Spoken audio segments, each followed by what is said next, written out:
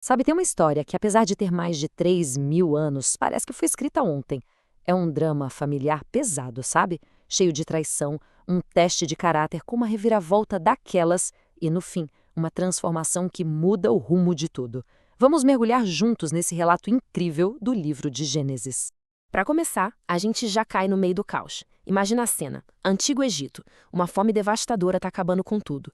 E ali, na frente do governador, o segundo cara mais poderoso do mundo, está um grupo de irmãos. De repente, um deles, um cara chamado Judá, faz uma proposta que simplesmente choca todo mundo. Pensa no peso disso. Judá está se oferecendo para ser escravo pelo resto da vida no lugar do irmão mais novo dele. É um sacrifício total, sabe? O tipo de atitude que a gente vê no clímax de uma grande história. E aí a pergunta que não quer calar é: o que leva uma pessoa a chegar nesse ponto? A um ato de amor e desespero tão extremo assim? Bom, para achar a resposta, a gente vai precisar voltar um pouquinho no tempo, para um capítulo bem sombrio na história dessa família.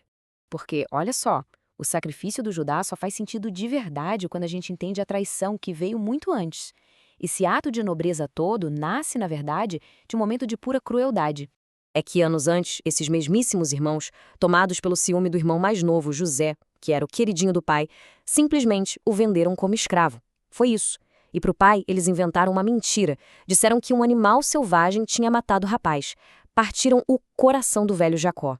Agora corta de volta para o presente. A fome aperta e força eles a irem para o Egito para comprar comida. E eles vão pedir ajuda justamente para quem? Para o governador todo-poderoso que, numa ironia assim espetacular, é o próprio José.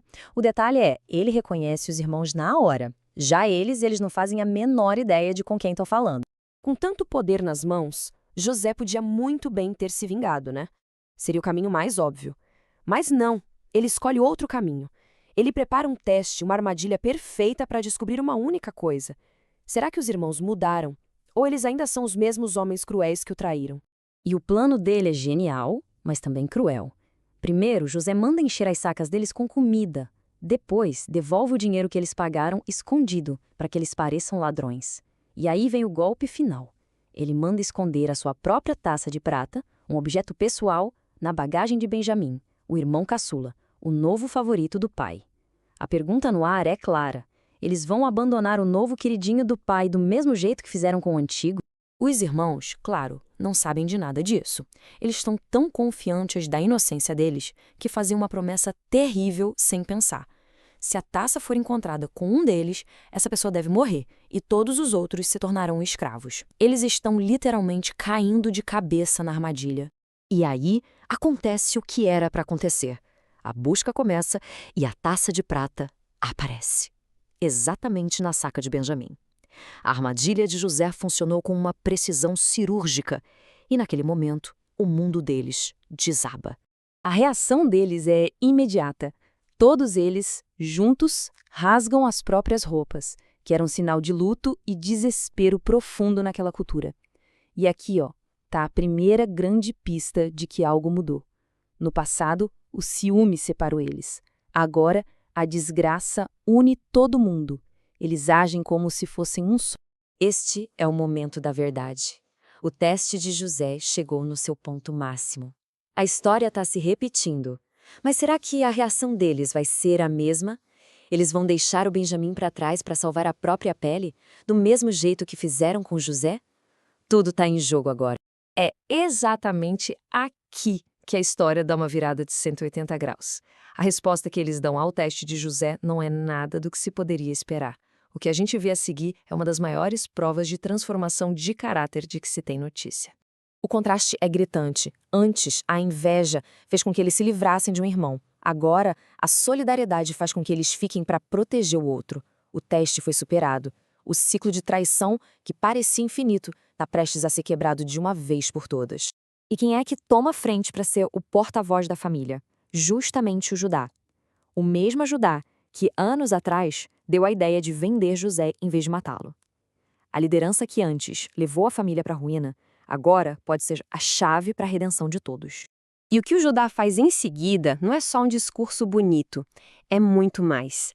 É uma confissão, é uma prova de arrependimento e é uma demonstração de amor sacrificial que mostra o quão profunda foi a mudança dentro dele.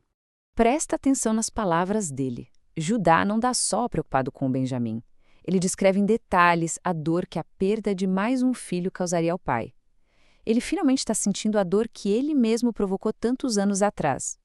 E ao se oferecer para ser escravo no lugar do irmão, ele prova que a mudança é real.